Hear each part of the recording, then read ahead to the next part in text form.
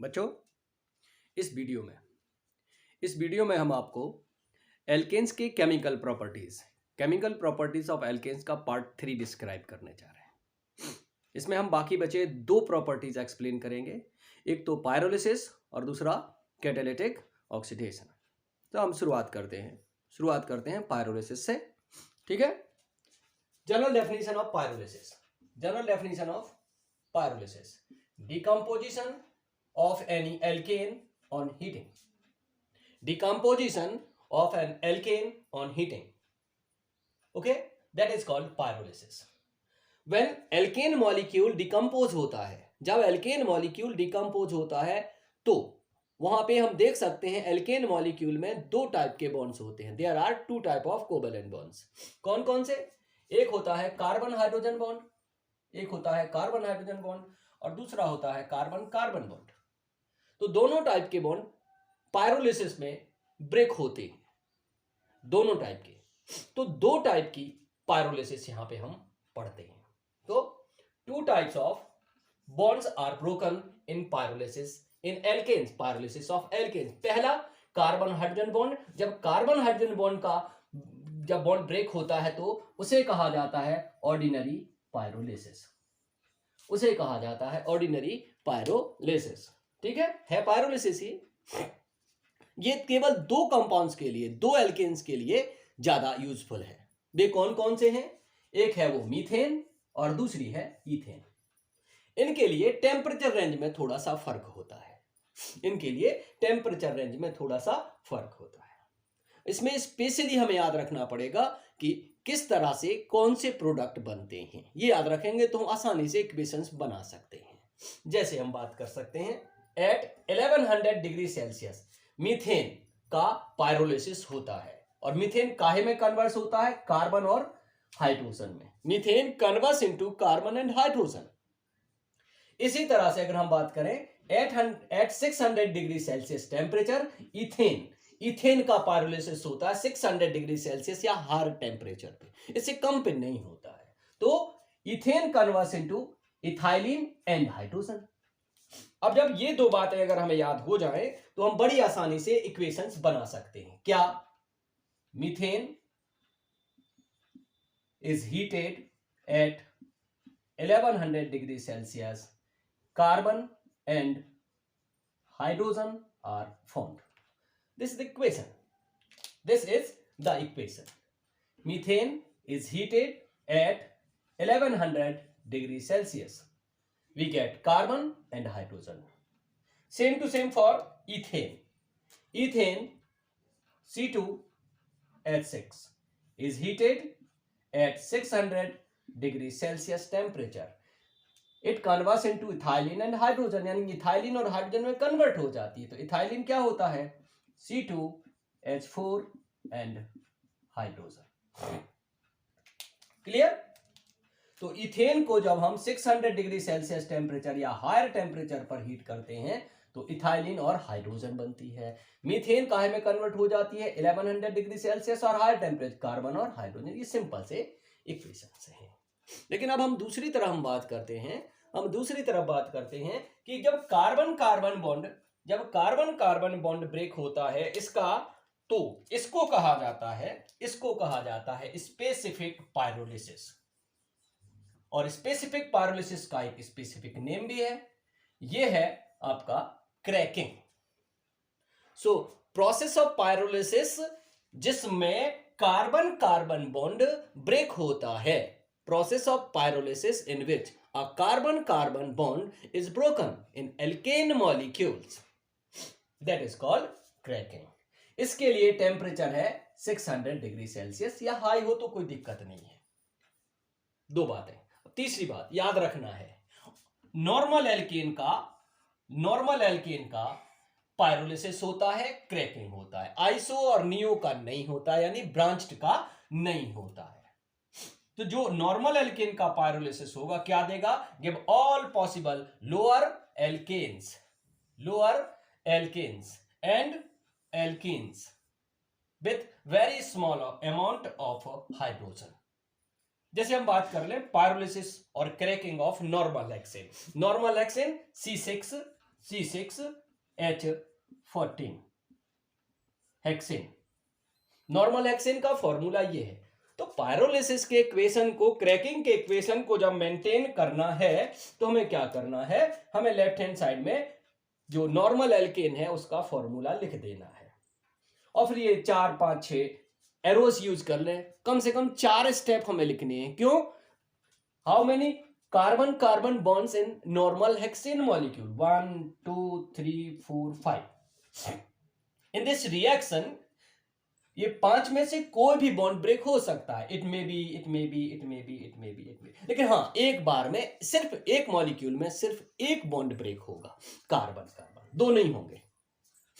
तो अगर ये कार्बन कार्बन बॉन्ड ब्रेक हो जाए तो ये अलग हो जाएगा, ये अलग हो जाएंगे। इसमें एक कार्बन, इसमें 5 carbon. It has 1 carbon atom, it has 5 carbon atoms. तो 1 कार्बन एटम ये कभी भी एल्कीन, यहां पे ध्यान देना है ना, lower alkanes and lower alkanes are formed. तो एक कार्बन की एल्कीन तो बनेगी नहीं, तो एक कार्बन की क्या बनेगी? एल्केन बनेगी। यही हम सिस्टम बना लेते हैं इक्वेशंस को पूरा करने के लिए। This bond is broken, so CH4 ये मिलेगा हमें CH3 की जगह पे CH4।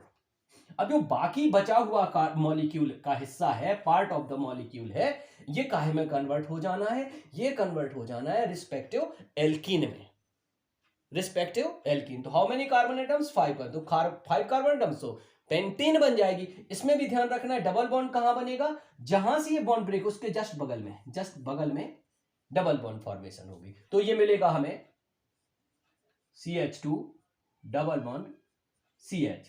अब देखिए कंप्लीट करने का, 1 2 3 4 5 and 6, we have all 6 carbon atoms in products, 1 2 3 4 5 6। अब क्या करेंगे? आगे वाले स्टेप्स को एक छोटी सी बात याद रखनी है। क्या? इसमें एक कार्बन इंक्रीज कर देना, इसमें एक कार्बन डिक्रीज कर देना। मीन एल्केन में एक कार्बन बढ़ा देना है, एल्कीन में एक कार्बन कम कर देना है।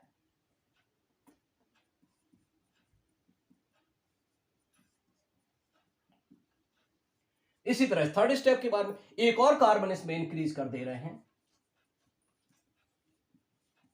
एक और कार्बन इंक्रीज कर दिए हैं, तो इसमें एक कार्बन डिक्रीज कर दे रहे हैं। बस यही हम प्रोसेस आखिर तक कर सकते हैं, और भी आगे हम बढ़ा सकते हैं। इसमें एक और बढ़ा दें, इसमें एक और कम कर दें, लेकिन अब इतने ज्यादा लिखने की जरूरत नहीं है। देखो 1 + 5 2 + 4 3 + 3 है, बस ठीक है, काफी है।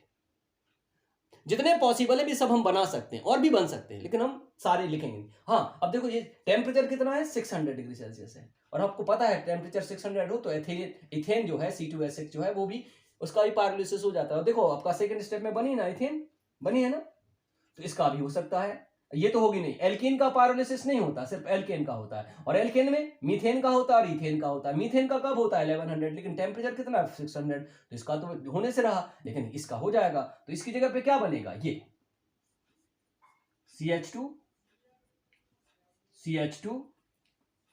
plus H2 and CH2 CH and CH3।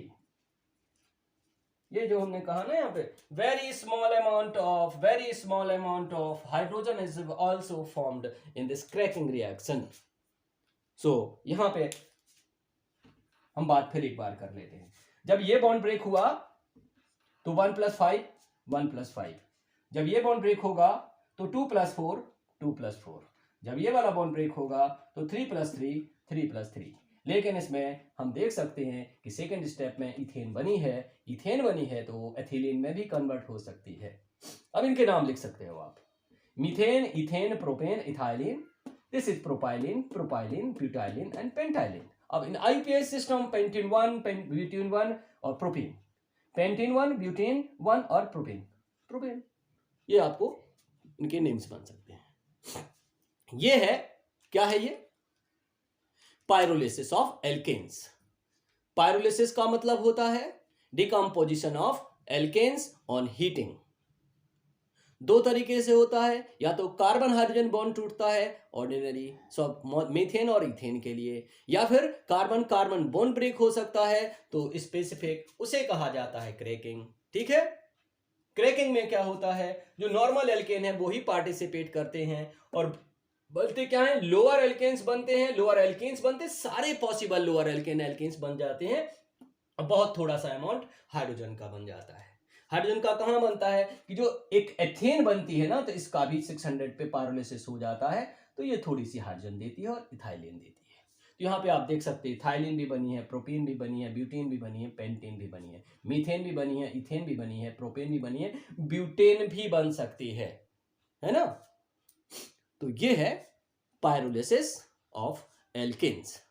अब हम आगे बढ़ेंगे और हम बात करेंगे oxidation, catalytic oxidation of alkanes. इसमें बहुत लिमिटेड आपको पढ़ना है, बहुत लिमिटेड आपको पढ़ना है, बहुत ज्यादा डिटेल्स में नहीं पढ़ना है आपको। मीथेन और इथेन का ऑक्सीडेशन पढ़ना है, मीथेन और इथेन का ऑक्सीडेशन पढ़ना है। चलिए कैटालिटिक ऑक्सीडेशन के बारे में हम डिटेल्स में बात करते हैं। डिटेल्स बहुत थोड़ा सा है तुम लोगों के लिए, वो भी लिमिट में, बिकॉज ये केवल और केवल आपके लिए मीथेन और इथेन के लिए पढ़ना है, डिटेल्स में नहीं जाना, सिर्फ मीथेन और इथेन, डिटेल्स में भी इतना ही है। अब ये है क्या, कैटालिटिक ऑक्सीडेशन का मतलब oxidation of alkanes by oxygen gas in presence of suitable catalyst.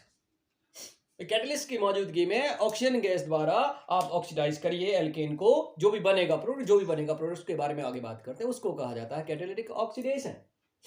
यहाँ पे मीथेन और इथेन के ऑक्सीडेशन के बारे में बात करें तो मीथेन और इथेन जो एल्केन्स होती हैं सक्सेसिवली ऑक्सीडाइज होती हैं।